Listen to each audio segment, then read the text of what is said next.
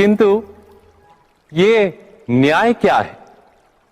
न्याय का अर्थ क्या है?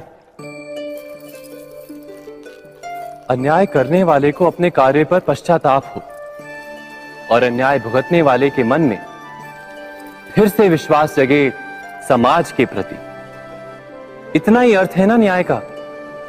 किंतु जिसके हृदय में धर्म नहीं होता वो न्याय को छोड़कर बैर और प्रतिशोध को अपनाता है। हिंसा के बदले प्रतिहिंसा की भावना लेकर चलता है। स्वयं भोगी हुई पीड़ा से कहीं अधिक पीड़ा देने का प्रयत्न करता है और इस मार्ग पर चलते अन्याय को भुगतने वाला स्वयं अन्याय करने लगता है। शीघ्र ही वो अपराधी बन जाता है। अर्थात न्याय और प्रतिशोध के बीच बहुत कम अंतर होता है और इसी अंतर का नाम है धर्म। क्या ये सत्य नहीं? स्वयं विचार कीजिए। हाँ, हम भूल ही जाते। कौन से प्रश्न? प्रथम प्रश्न, क्या समय के साथ प्रत्येक मार्ग बदल नहीं जाते? क्या समय सदा ही नई चुनौतियों को लेकर नहीं आता? तो फिर बीते हुए समय के अनुभव नई पीढ़ी को किस प्रकार लाभ दे सकते हैं? दूसरा प्रश्न, क्या प्रत्येक संतान अपने माता पिता की छवि होता है? हाँ, संतानों को संस्कार तो अवश्य माता पिता देते हैं, किंतु भीतर की क्षमता तो ईश्वर देते हैं।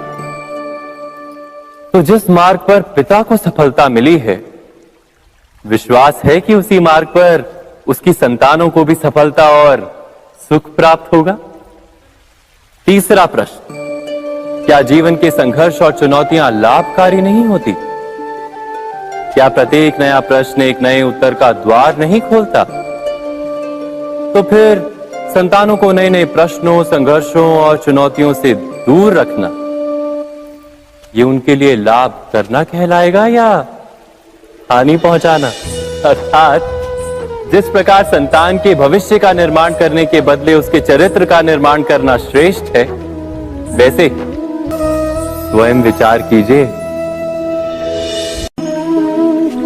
सबके जीवन में ऐसा प्रसंग अवश्य आता है कि सत्य कहने का निश्चय होता है हृदय में, किंतु मुख से सत्य निकल नहीं पाता। कोई भय मन को घेर लेता है।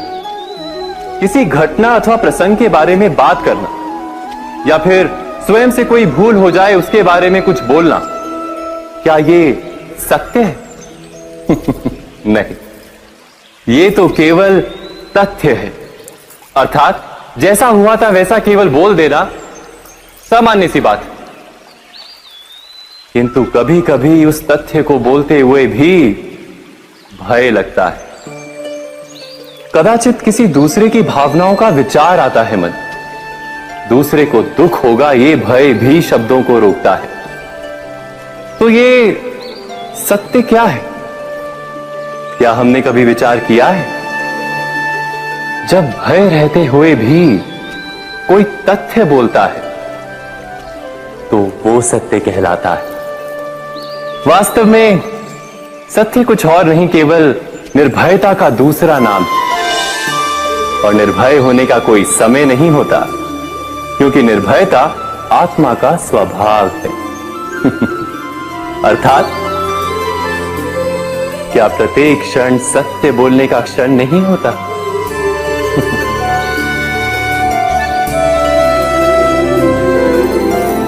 स्वयं विचार कीजिए।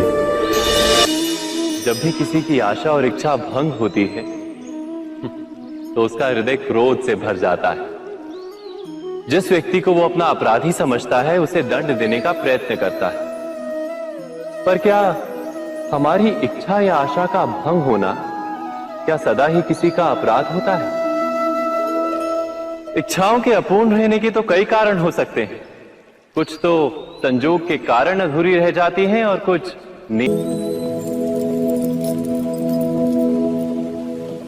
भविष्य के आधार पर सब आज का निर्णय लेना चाहते हैं। भविष्य में सुख मिले, भविष्य सुरक्षित हो, ऐसे निर्णय आज लेने का प्रयत्न रहता है सबका। आप अपने जीवन को देखिए, क्या आपके अधिकतर निर्णय के पीछे भविष्य का विचार नहीं होता? और हो भी क्यों ना, अपने जीवन को सरल और सुखमय बनाने का प्रयत्न करने का अधिकार सबका है।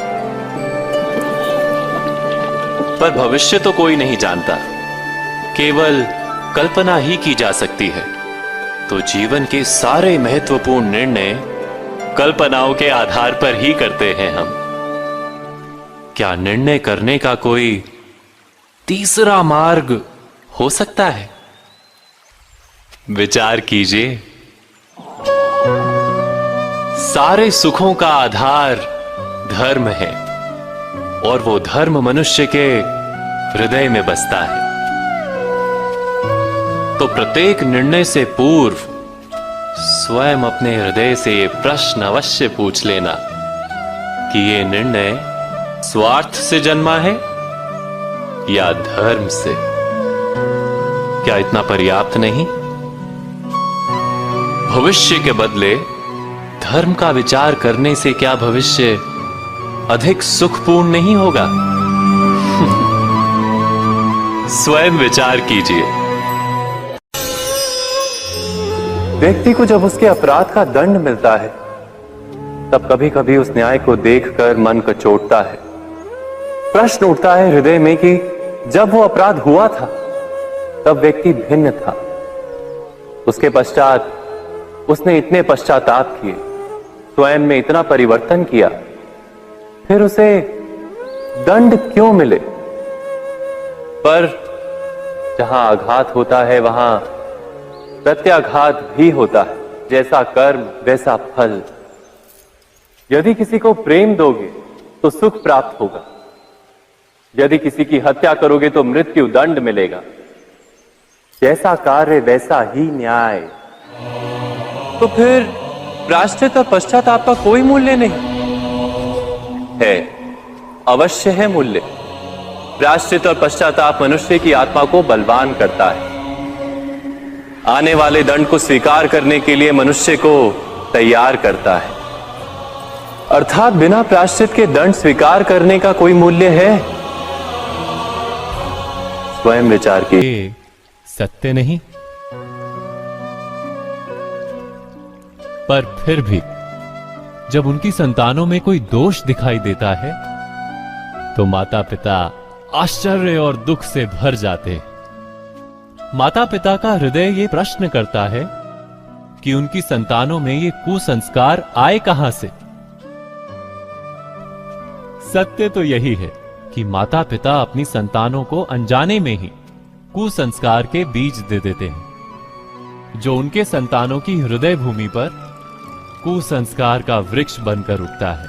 अर्थात अपनी संतानों को सुसंस्कारी और धर्ममय बनाने की आशा रखने वाले प्रत्येक माता पिता को प्रथम अपने हृदय की इच्छाओं पर अंकुश रखना क्या अनिवार्य नहीं?